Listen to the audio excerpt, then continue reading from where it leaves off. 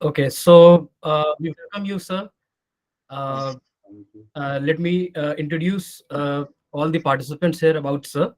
Uh, Gourhari Behera, sir, is a professor in the Department of English, Deen Dayal Upadhyay, Gorakhpur University. He specializes in literary criticism and theory and post-colonial literatures and aesthetics. He has co-edited two collections of essays, Representation and Resistance, Essays in Post-Colonial Theatre and Drama and Literatures of South Asia. He is also the author of Contemporary Indian Literary Criticism, Alternative Frameworks. Sir, we have been eagerly waiting for your deliberation today. So now the platform is all yours. So please. Thank you. Thank you very much. Um at the outset, I thank the postgraduate department of English of Karim City College, Jamshedpur. Actually, this lecture was supposed to be on the 4th, but due to some technical problems, we couldn't. And then there was an ACK visit, peer team visit to our university, so it got delayed. uh, the topic that I actually proposed was, intermediality literature and intermediality. Uh, I would submit this fact that I'm not a, let's say, an expert in the field, but I'm very interested in that field, and how I came to get interested in this field was, in the sense that we all know that I was interested in the sense that I'd been watching movies, films, and especially Makbul, Heather, and all these things. So, keeping this in mind, in 2019, I organized a seminar in my university called Literature Across Mediums. Okay, and which actually I thought was, it will talk about adaptations. But while going through the literature related to adaptations and all those things, I learned a lot of things, and which dragged me into this a thing called intermediality, this idea of intermediality. This lecture will be a very preliminary kind of a lecture. I'm not going to theorize much. Okay, and just try to explain, or let's say throw light on certain concepts and ideas, okay, that are associated with uh, this whole idea of what we call intermediality. Now, this whole idea of intermediality comes under the rubric of comparative literature. Now, comparative literature is not only the study of literature beyond the, let's say, confines of one particular country or one particular language, but also the study of relationship between literature on the one hand and other areas of knowledge and belief, such as the arts like painting, sculpture, music, etc. So, so comparative literature is does the comparison of one literature with another, and the comparison with other spheres of human expression. So, in other words, comparative literature is interested in the intersections between literature and other fields of, and fields of other arts and medium. A few years back, I was looking for a text of Animal Farm. You all know this very nice text, and somehow I lost this text, and I was looking for a copy of Animal Farm in a bookstore.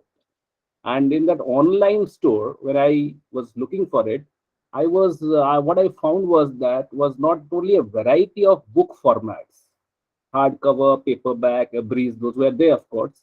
But also, what I found was comic strips, adaptations, audiobooks, movie adaptations, graphic novels. So, similar is the case you will see, with more recent bestsellers like the Harry Potter series. We have, adapted and all. Now, these prompted me in exploring this whole idea of how different mediums, how literature exists in different mediums. And that's what led me to actually organize a seminar, which I've already talked about.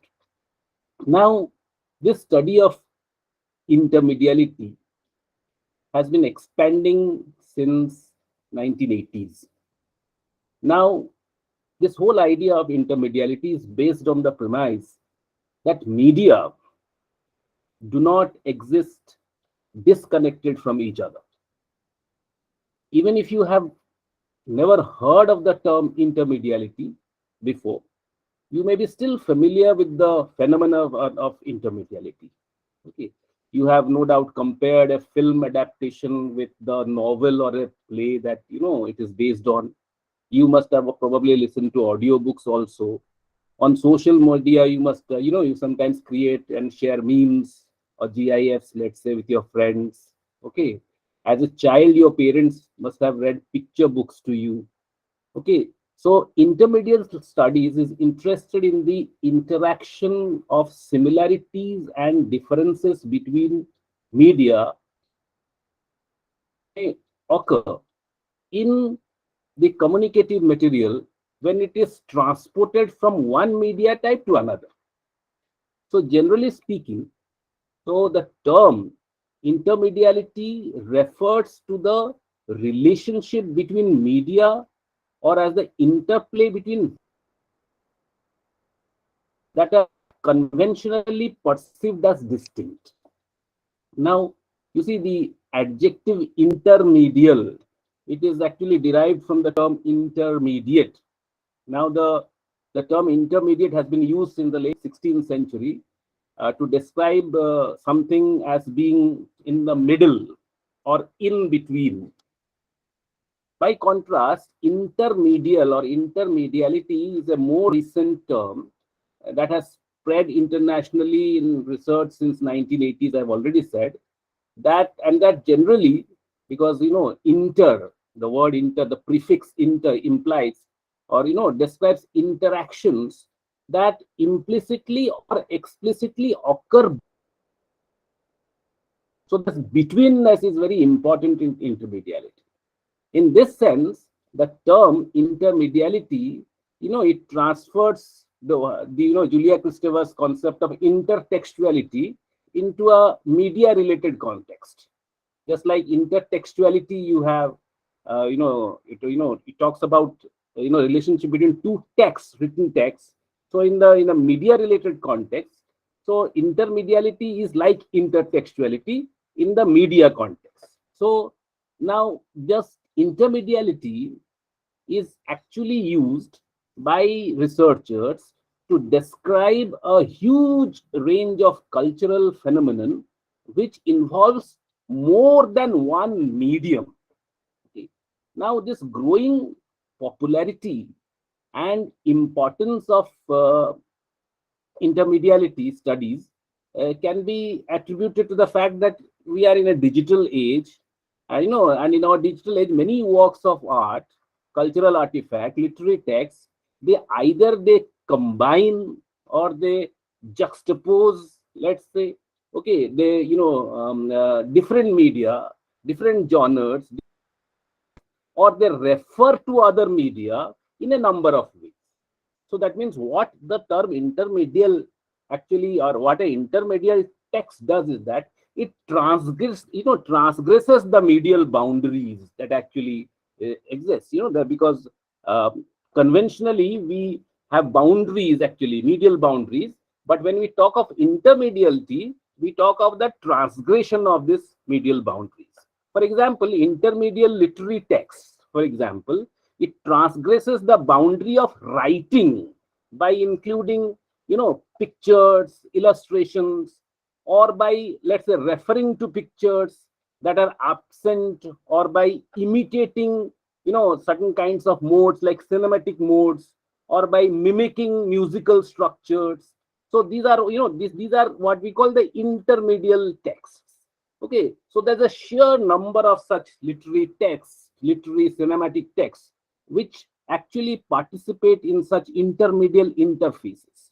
Okay, so the whole notion or idea of intermediality actually has altered the way we have thought about the category of literature itself.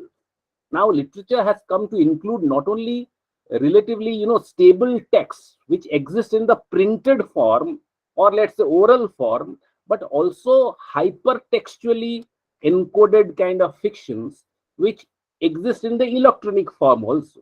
So hyperfictions, interactive and multimedial form reminds us that any concept of a purely verbal art, which we think literature is, does not work. Okay, so no medium is pure in that sense, and it invites us to investigate, this kind of configurations which are intermedial in that sense. So intermediality, it emerged as a field of research, as I said, in the 80s, got popular in the 1990s and the early 2000s. Okay, but the interest in the relation between different forms of communication, if of it of course goes back far longer.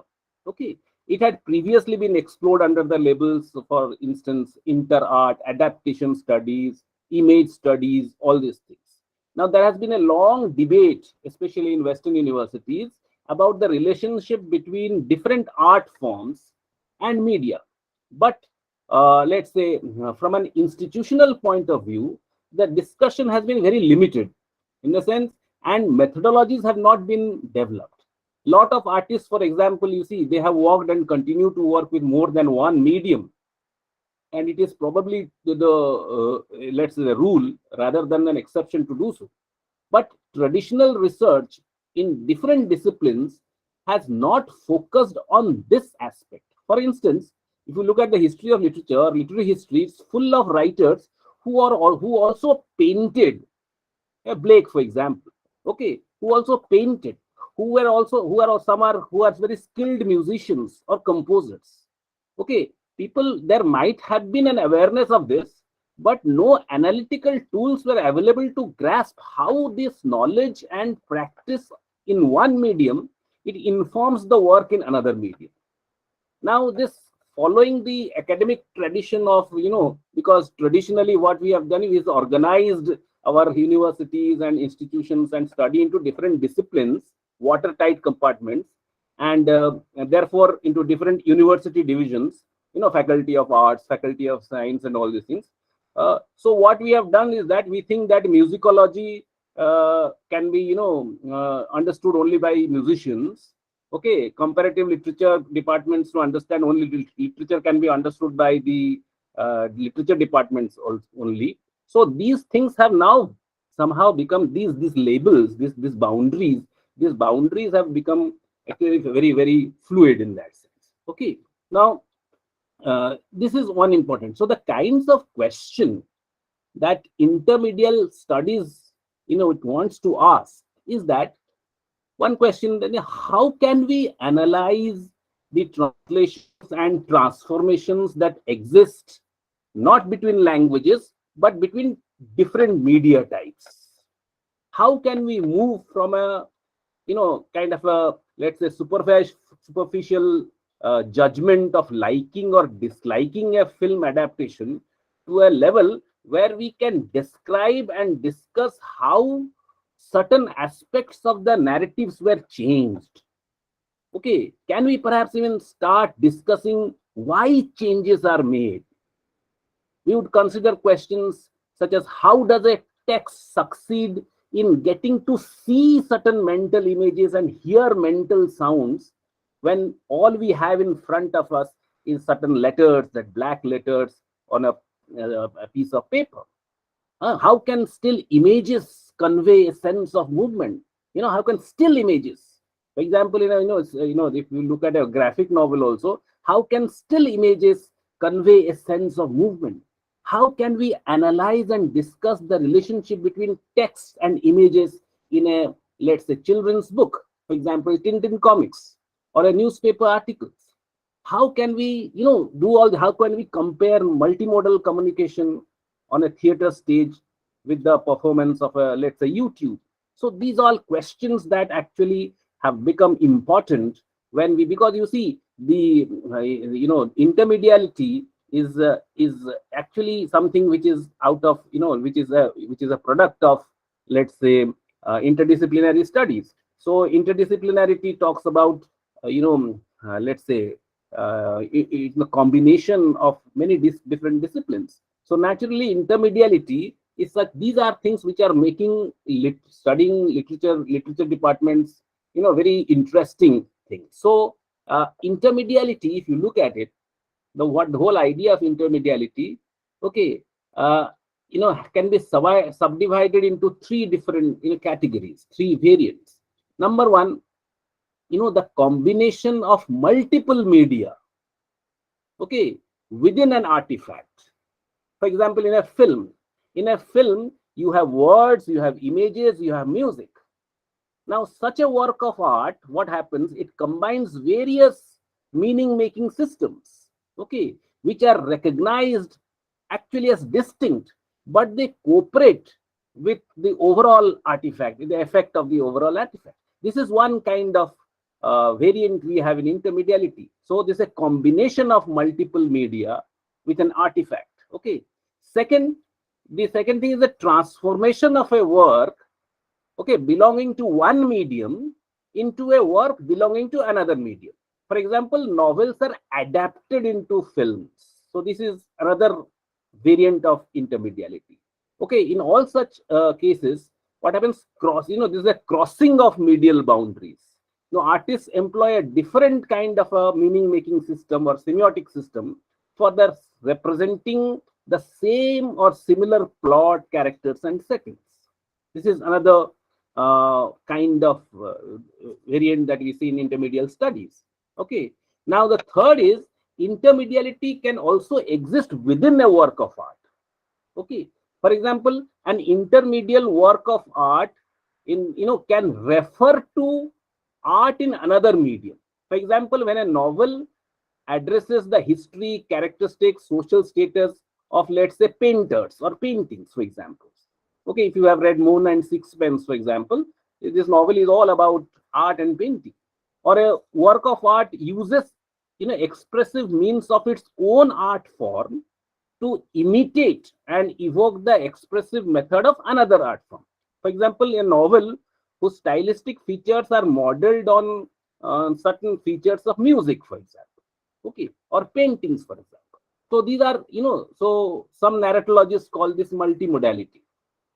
Okay, now there is a subcategory of this which we call it transmediality.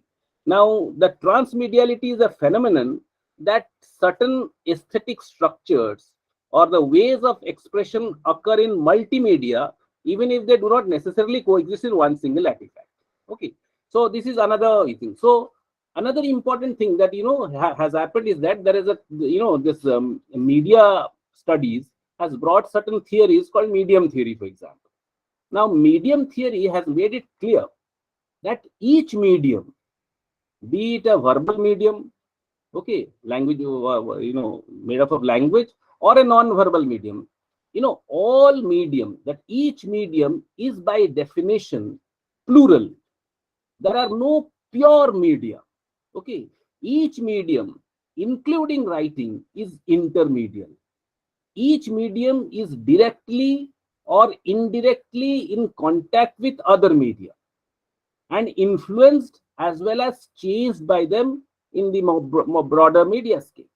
Okay, Marshall McLuhan in 1964 and other people like David Bolter and Richard Grusin, they have insisted on the fact that each medium is actually the result of a remediation, okay, with other media.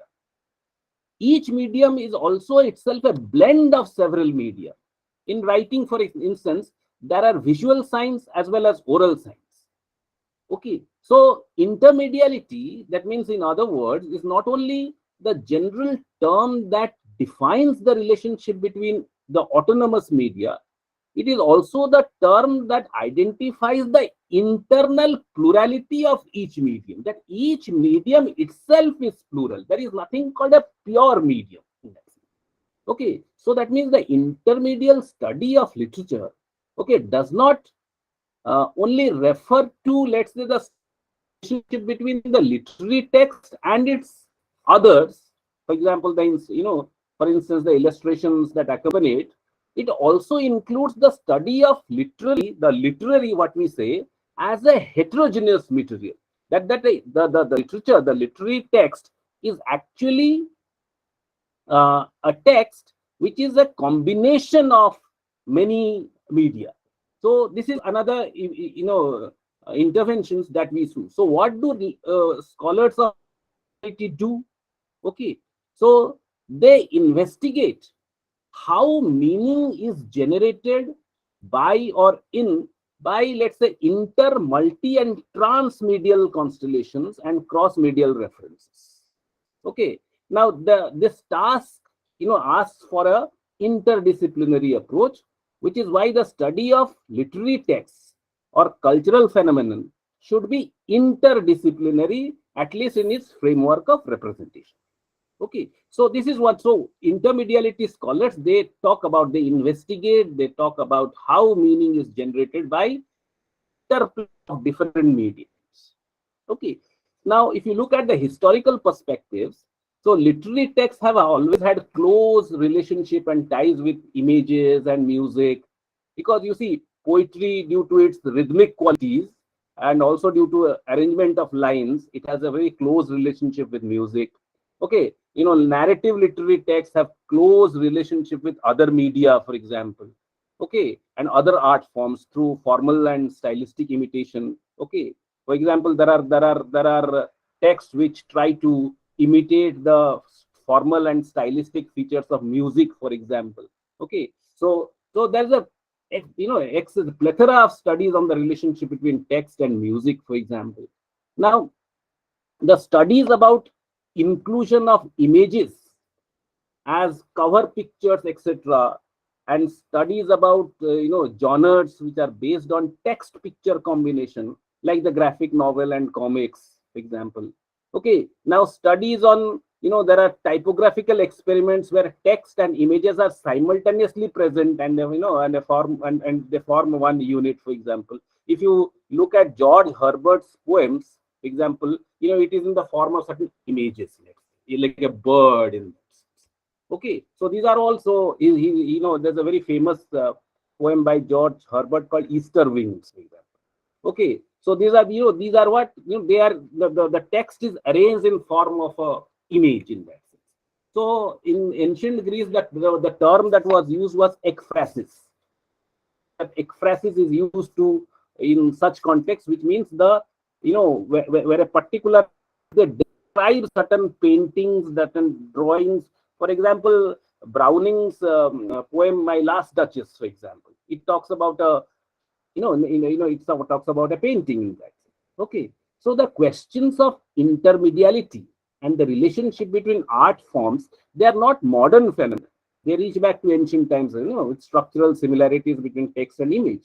In fact, Horace, in his Ars Poetica, talks about that, there's a line called meaning is, he says that there's a formula, as in painting, so in poetry. That is the term that as in painting, so in poetry. So that he talks about relationship between painting, how poetry and painting, they are, they create mental images. Okay, so during the Renaissance period, what happens is, painting and poetry were referred to as sister arts. Okay, now this sister arts paradigm dealt with a range of contacts between literature and the arts, like high arts like music and painting, basically contending that different arts are alike, and they function according to the same rules. Okay, so this is what, so intermediality studies is more in that sense democratic, because they do not only deal with art forms and highbrow culture, but all kinds of cultural configurations. Now let us go back a little, basic idea that what intermediality, the term intermedial, because medium etymologically means middle and inter means between. So intermediality can be described as between the between in that sense. Now, there is a theoretician, very important theoretician, I told you, Irina Rajewski. Okay, she talks about intermediately as an umbrella term for all kinds of phenomenon that takes place between media. So intermediality or intermedial, the term, it designates those kinds of configurations which have to do with crossing of borders between media. Okay, so so the important thing is that when we talk about intermediality, we think about how media, media is not something which is homogeneous. There is a crossing of borders between different media. And so let's go a bit more details about the relationship between, say, let's say, music and the novel, which is, I'm talking about. So intermedial narrative and music. Okay, so intermedial novels which connect narrative and music can be of two types. What are they? Now, a novel that focuses thematically on music and its cultural implications. Now, such a novel, it refers to a specific genres or works, to actual or fictional composers, performances. This is an example what we call intermedial reference, because music is the subject matter of the novel. So one thing is that a novel can talk about music, about musicians, about musical compositions. So there is an intermedial reference. This is one kind of a novel. The other case is the novelist, he adapts features of the system of music, the semiotic system of music, like rhythm, harmony, sound, repetitive structures, okay, into the system or into the meaning making system of the novel, okay, like the verbal sound, structural feature of a sentence, okay, so that literary signification, it strives towards something we call intermedial imitation. Okay, so this is one thing. So there are two kinds. So intermediality. Okay, when you talk about the connection between intermedial novels that talk about narrative and music, one thing is that one kind of a novel is that where, like for example, an equal music by Vikram Seth, for example, it talks about musicality. It talks about musicians and all these things. But also there are novels which try to copy or imitate the structure of music and incorporate that into the structure of the novel. Okay, so this is another thing. Similarly, when we talk about visual art and the novel, okay, the oldest form of this visual verbal intermediality, as I said, is the ekphrasis, where actually you try to describe an artifact, okay, by using words, you use a particular, you try to describe a painting or some kind of a thing. This is what we call one kind of thing. Then there are novels which thematize visual arts, okay, in other ways, by talking about the history of the of let's say music, okay, thereby reflecting on culturally determined attitudes towards artists, okay, these are things. So now these are, for example, I told to talk about Moon and Sixpence. This is another kind of intermediality. Okay, so you see, so what actually happens is authors have also experimented with translating visual science system into narrative text. One very important interventions that we see is that a new kind of a novel that has come is that graphic novels. Now, what graphic novels do is that they integrate a verbal narrative and the visual elements together. Okay, I saw a movie called Rang Rasiya, for example. So, where it is an interplay of literature, art, photography, theater, okay, and so on in the matrix of medium of cinema. Okay, so actually this film is actually based on the a film is it's an adaptation of the novel by Ranjit Desai on the life of the painter called Ranjit Verma. Okay, Ravi Verma, for example. So questions like how the story has been adapted, how many extrapolations have been made, etc. They have also they are the focus.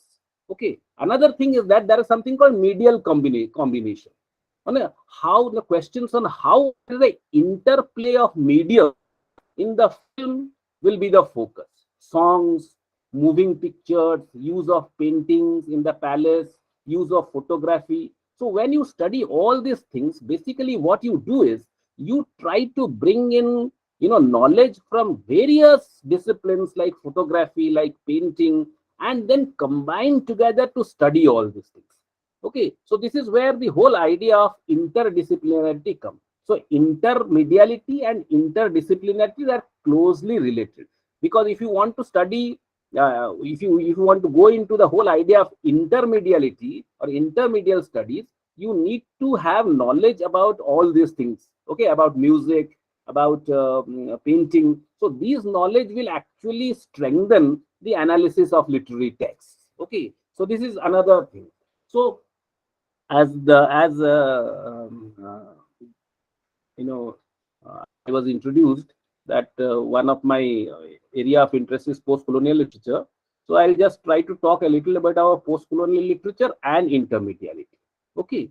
So although intermediality is one of the most promising and very powerful, invigorating research areas, it has not gained much popularity in post-colonial studies. Why? Because intermediality, actually what happens is that intermediality is seen something as something which is a formalistic kind of it. Now existing research on intermediality is restricted to very aesthetic and formalistic approach. That is how literature evokes formal structures and aesthetic, and gives aesthetic pleasures. But we all know that literary forms of representations are also implicated in larger political and social frameworks. Okay, and all ethical concerns. So a formalist approach, it does not do justice to such kind of texts which are actually post-colonial, which are overtly political.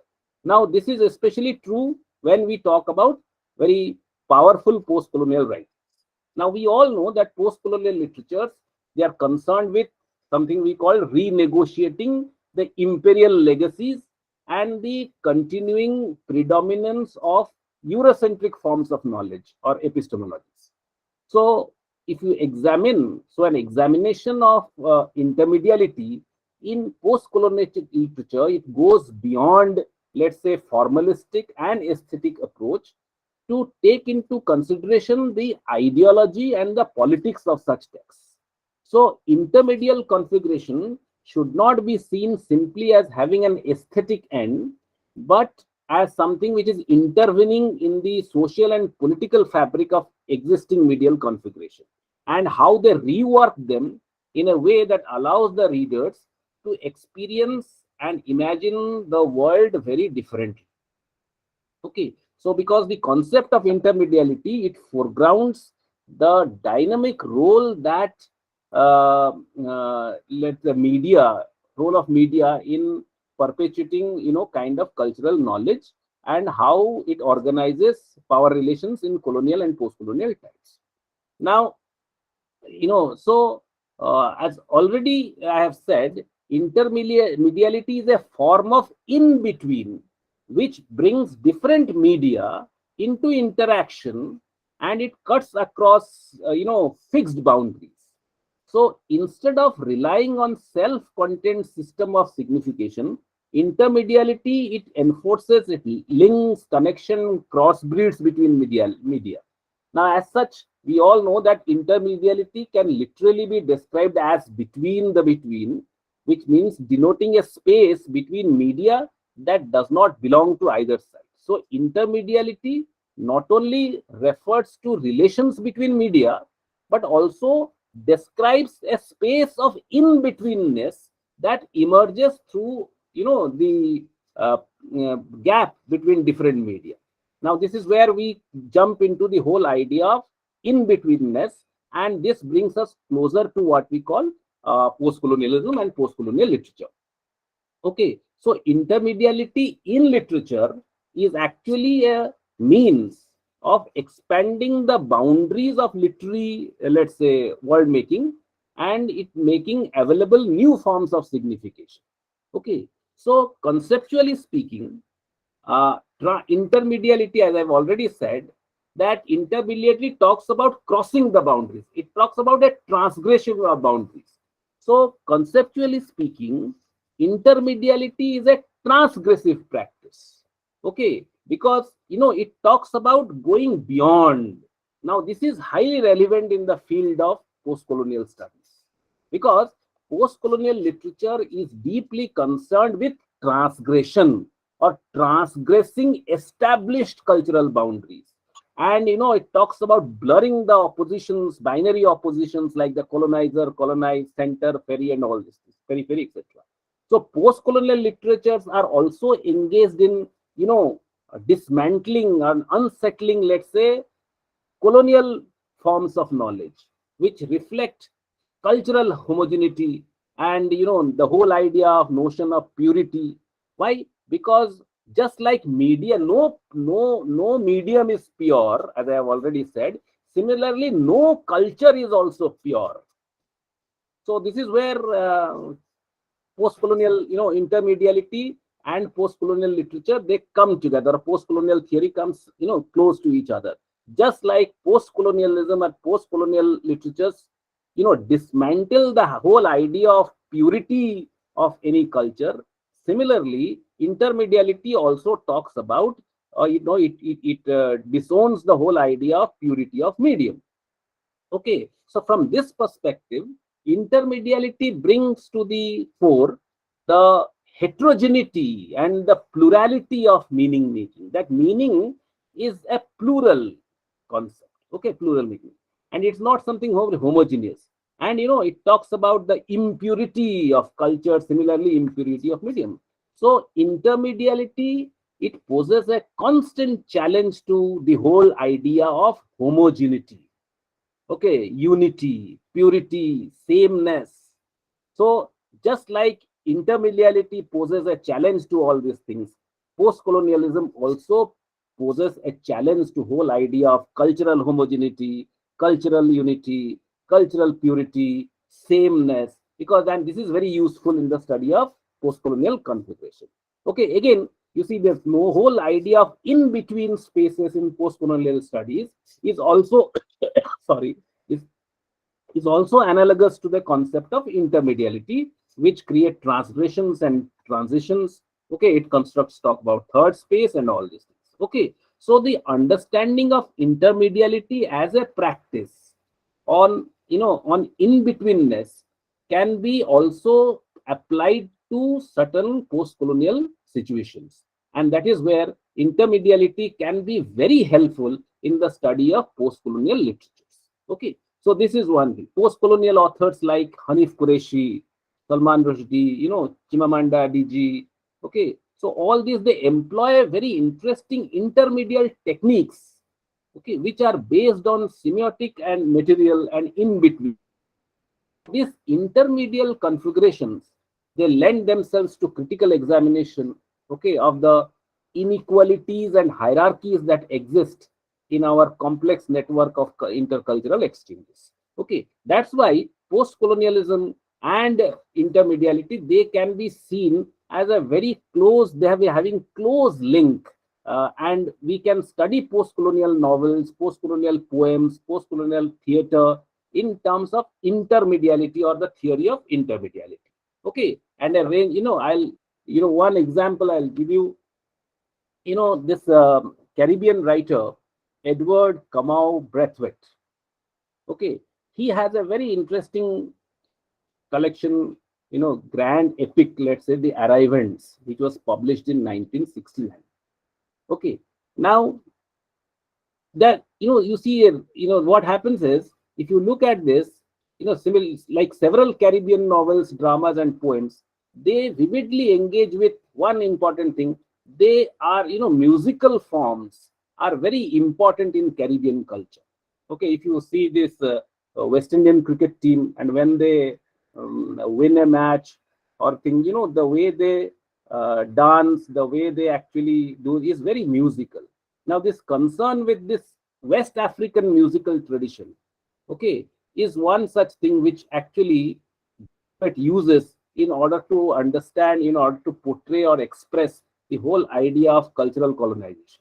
Okay, so in a number of essays, he stresses the role of music, okay, and the rhythmical dimensions of language in providing a very alternative to the British poetic tradition which have been imposed on them.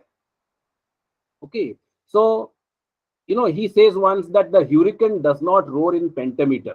He says once, okay, because the realities are very different. He argues that musical forms such as jazz music, calypso, blues.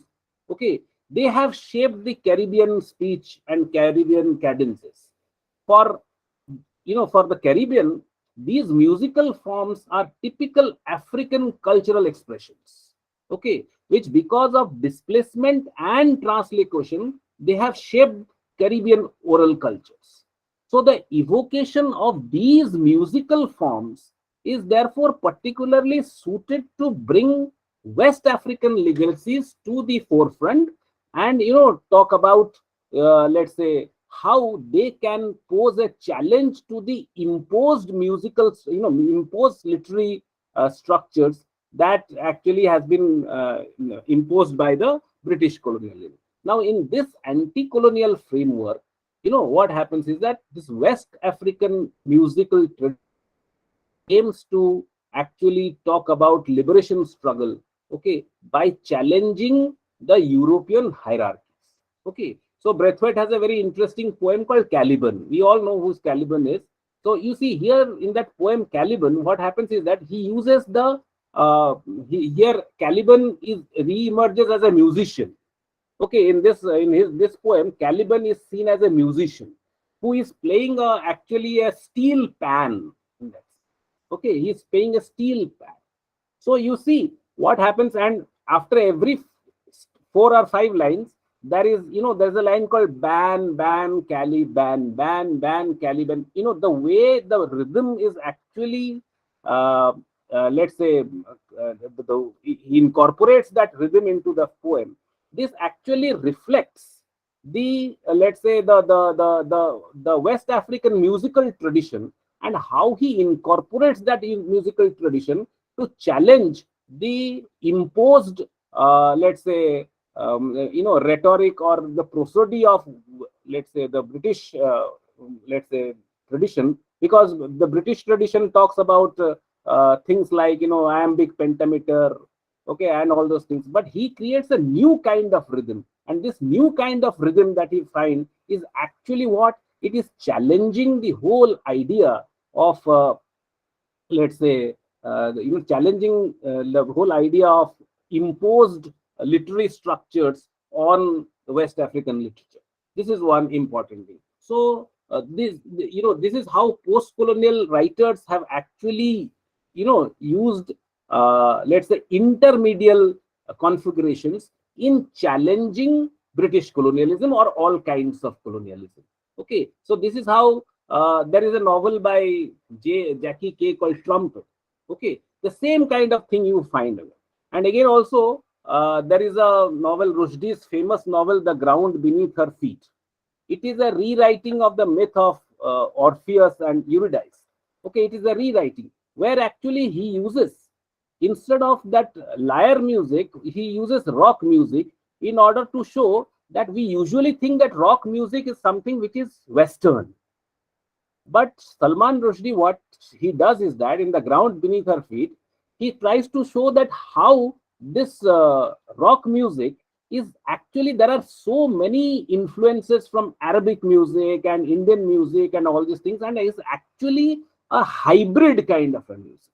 So by using the structures and rhythms of these musical traditions, what he tries to show is that he is trying to question, he is trying to downplay the homogeneity of rock music by saying that it is not exactly a Western kind of a cultural artifact, and many other traditions have also been a part of this. So in that sense, he is questioning the whole idea of rock music being a Western kind of cultural artifact. Okay, so this is another important intervention that we find. Okay, similarly, there is a novel by Rajkamal Jha called Fireproof. Okay, in 2006 published. Okay, now in this novel you will find there is a image text paradigm. Okay, image text paradigm. Now the novel describes in a very impressive way communal violence in India. This is based on the 2002 Gujarat riots. Okay, now there what you find in that novel is that you will find in that novel there is a text, then you will find there are newspaper reports, there are newspaper photographs, and all these things that has happened. So now what Rajkamal Jha tries to do is that he tries to bring in so many other mediums, okay, and put it into that novel. Okay, so this is one. So this use of the things is actually to try to, he tries to show, he tries to actually interrogate the unilinear interpretation of the Gujarat riots, okay, by showing different pictures and mediums and bringing them together to create a hybrid kind of a text which tries to interrogate, okay, unilinear and homogeneous kind of narratives about communal violence in India, which is the official version of the communal violence in India. Nowadays, there's a lot of controversy about it, but this is one important thing Rajkamal Jha's novel, Fireproof. Okay, so sorry. So this is another important thing. So many other text uses these kind of intermedial relations. Okay, and in order to talk about literature. So when we talk about intermediality and literature, what I basically wanted to say in this thing is that now new contemporary study of literature is not restricted to a single medium. Okay, that literature is not just a single medium, it exists. Number one, it simultaneously exists in different mediums. And so also, secondly, that literature itself, okay, is not a single homogeneous medium. It is a combination of many mediums. Okay, for example, when you read Keats, for example, you get visual images. Okay, you get visual images, for example. So now what these words creates mental images. Now, in order to study, earlier we knew this, but we just subsumed it under literary text. The literary, the literary, the language medium was the the central, and the other mediums were they were not very prominent. Okay, so but now the thing is that recent studies with the theory of intermediality which has come, what is the new thing that has happened is that literature is, or literary studies is not restricted to simple, let's say, writing, or let's say the language medium, but also it incorporates different kinds of medium.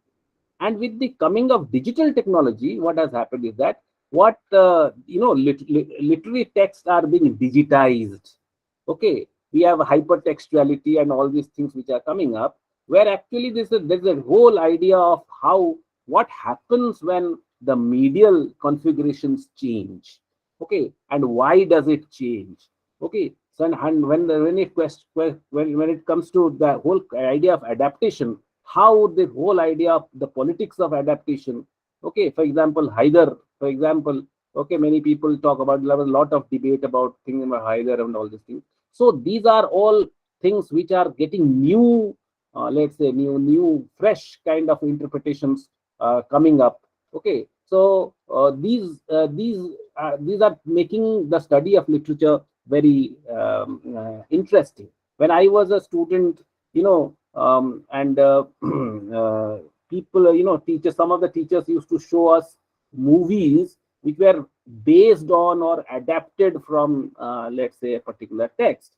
Okay, Macbeth, for example, we thought it. Okay, so there what happened was that we thought that the literary text was primary and the adapted text was secondary. We always thought that. Okay, one was the source and the second. Now, with the coming of intermediality, this hierarchy of the literary over the cinematic, these have actually gone, these have become redundant. Okay, because they both are meaning making systems. Okay, both meaning making systems. So when you adapt something, when you think, so you need to study it simultaneously, just like in new historicism. No more the context is no more the background.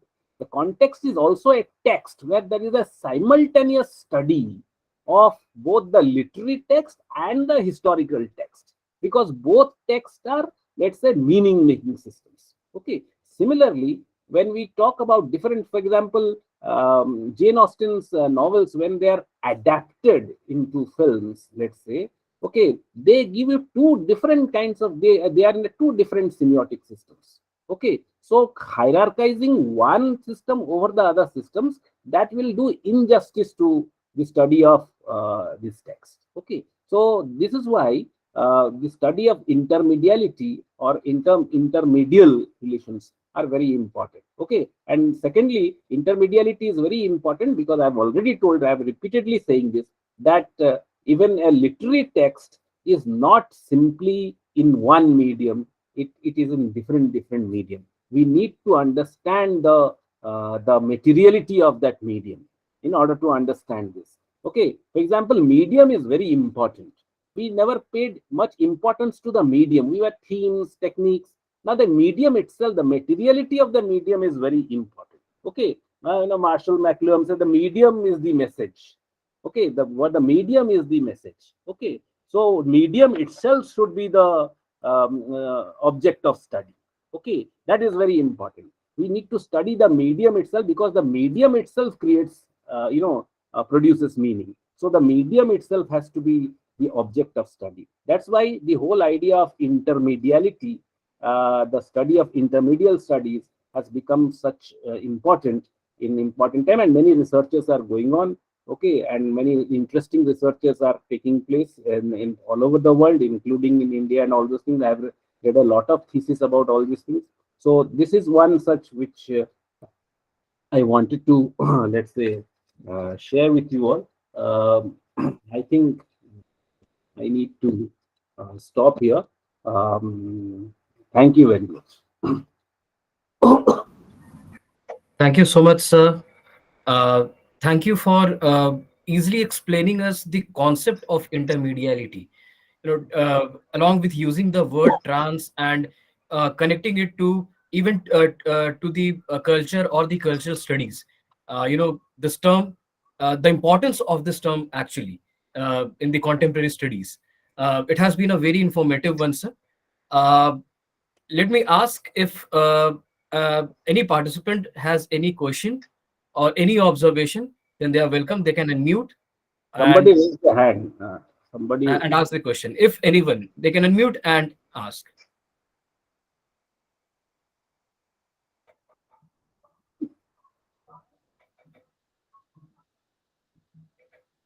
I saw Anyone? somebody raise the hand. If there are any doubts, please.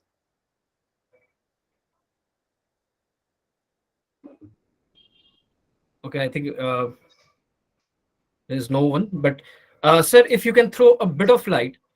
Uh, No, sir, there is no doubt. Thank you so much for your lecture, sir.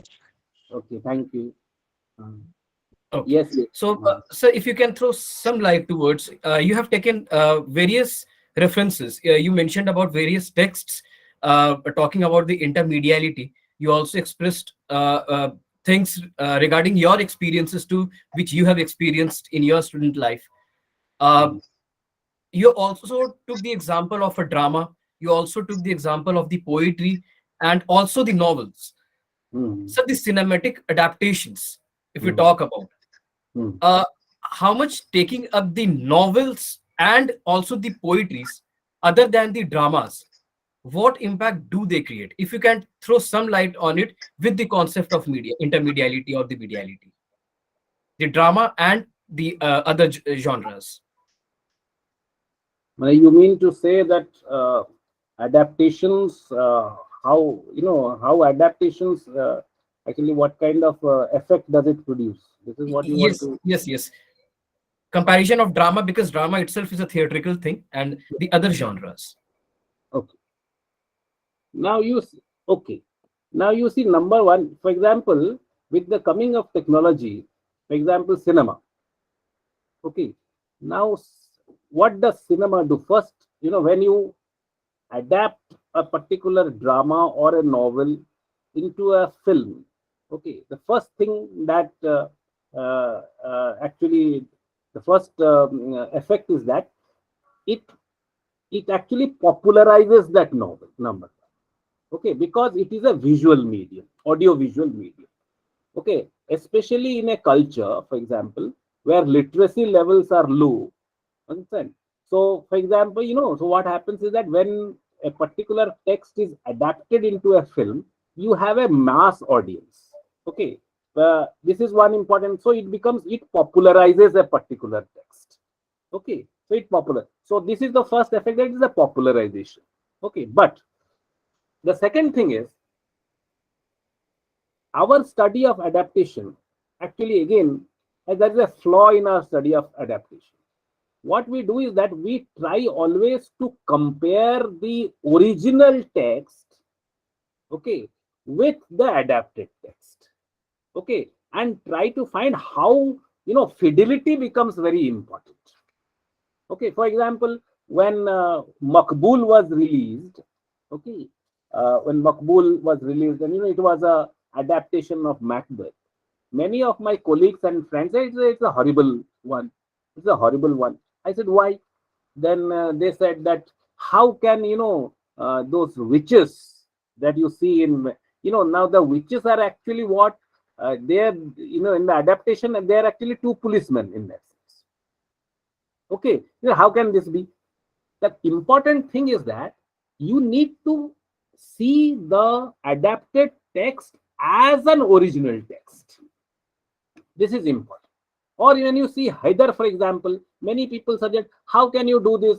Kashmir is something very different, and Denmark is something very different. How can you do all these things? Okay, so that is not the point. You don't try to see the similarities and try to evaluate it.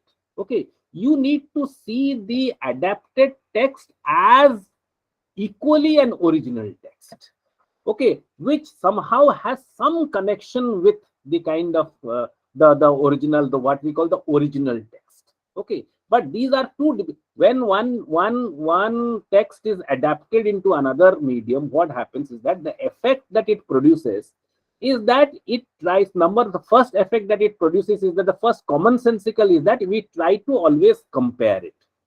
Okay, the second effect that it produces is that, okay, that because the medium has changed, so what happens is that you see a visual image of what has actually happening, which you had imagined earlier. When you read Macbeth, okay, in your classroom, you imagined the witches coming. Now the text, this imaginations take actually shape. You actually, this imagination is translated into the reality there. So you are in close contact with that text much more than actually what actually has happened. Okay, which you actually had imagined, that imagination has actually got translated into reality in an adapted text. Okay, but again, what the third effect is that, though in a novel, when you read a novel, for example, it will take let's say 3 days to read a novel, but you can see it in 2 hours. Okay, in 2 hours.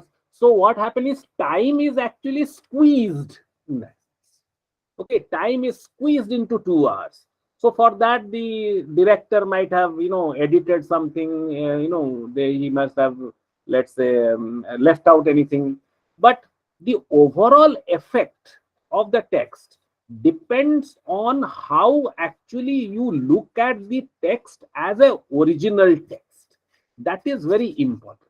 Okay, in a kind of adaptation, the important thing is that first thing that we should do, just like in a translation, if you look at translations of a particular text and tries to see that you try to compare a word by word with the original text, then what happens is that you will never enjoy the adapted or the translated text.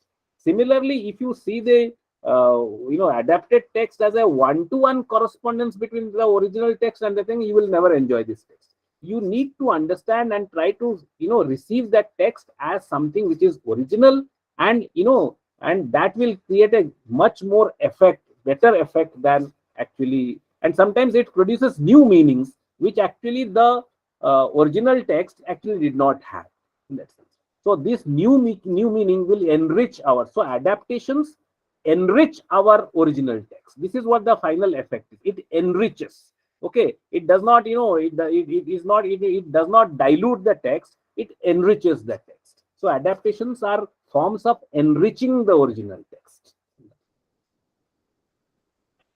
Yes, sir. That is what I feel, that adaptation itself is not an easy task. So we cannot go with word and word and everything which we have read in the text. I think we'll lose the essence of that cinematic adaptation if it is there, if we follow each and everything. Thank you so much, sir, for this wonderful session. Uh, we would like to move ahead now. I would like to call upon Professor A.K. Das, sir, to propose the vote of thanks. Sir. Thank you, Sakit. Am I audible to you? Yes, yes. Yes, sir, you're audible, sir. This was really a wonderful evening with Professor Gourhari Behera, sir, who deliberated at length with deeper meaning and at different levels the connectivity between literature and intermediality. He has enriched the knowledge of our students as well as ours in how it transgresses the boundary, how a novel is enriched when it is adapted into a film or any other media. So media is not only a media, rather it becomes a connection between the original text and the adapted one. But sir, I have one doubt in my mind. Yes. Sometimes you will find the richness of the original text is diluted only, which the original author did not like. I give you one example. R.K. Narayan's novel, The Guide, which was adapted in Hindi, it has spoiled the spirit of the novel when you see the last sequence of the novel, at which R.K. Narayan was very much displeased. Yes. So, do you feel that such types of adaptations should be encouraged, which spoils the very spirit of the original novel? It was a commercial success, no doubt. At the same time, if you look at the English version, it has maintained the originality, although it was not a commercial success. This is one question that I had in my mind. Yeah. If you could kindly clarify my doubt about it. Yeah. Okay. That said, but what actually I have already talked about it is that the R.K. Narayan's Guide is a text, okay, and the movie, I think Chetan Anand actually directed that movie, okay. Yes. So Chetan Anand's movie is also another text, okay. We need to see this text as interpreted separately. That is what I want to say. When we try to actually see it, for example, let's say when we compare these two texts, so naturally there will be one thing, where one will be better than the other, and all these things will happen. Sometimes what happens, sometimes the movie becomes more powerful than the written text also. Sometimes in certain certain adaptations have taken place where the adapted text is more powerful than the original text. This also happens, okay. So now these are what I'm trying to say is that without having any kind of value judgments, okay, let us approach this text as two different texts altogether and try to see how these texts are interrelated with each other. And then judgment is something which is the last stage of literary criticism. Okay, so first of all, we need to restrict ourselves to analysis and then reach a particular stage, okay, where we can say that this is better or not. So better or not becomes a value judgment. Okay, I can understand at a personal level, yes, this is, I will say this is better. But when we go into the academics, I think that our personal choices of dislike a particular adapted text should not interfere in our interpretation of texts. That is what I'm trying to say. Okay, the same is the case with translation. Okay, there is a novel by Rahi Masum Raza called Adha Gaon. Okay, now that is in Urdu, and it is translated into English. Now the thing is that the English translation sounds very bad when we compare that to it. Okay. So, or example, Rag Darbari, for example, in Hindi, for example. Okay. Now, Srilal Shukla's Rag Darbari is the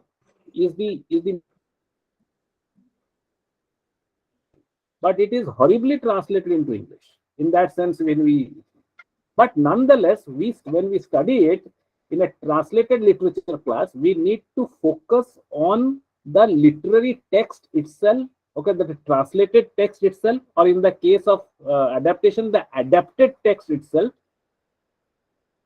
Give value judgments to these two texts, that which is better or not. If our entire focus is actually to talk about which is better or which is not better, then actually we are missing the point. We need to analyze it as separate text having two different separate meanings, okay, rather than talk about the nonetheless, these are your question was very relevant, that this actually happens. E.M. Foster's Passage to India's adaptation is a very bad adaptation, I feel. Okay, it's a very bad adaptation. But bad and good should not be the criteria of, let's say, literary analysis or critical analysis. That's what. Thank you very much, sir, for your insightful reply to this query. And we should not confuse the one text and the adapted text as the same novel. Two different entities, we have to take them. And value judgment is a separate thing that should not be taken into consideration here. Thank you very much, sir, for your wonderful lecture, which all of us enjoyed and which enriched the boundaries of all the students present over here and all other faculty members and a very nice audience that we had today with us. I, on behalf of myself and the department, PG Department of English, Karim City College,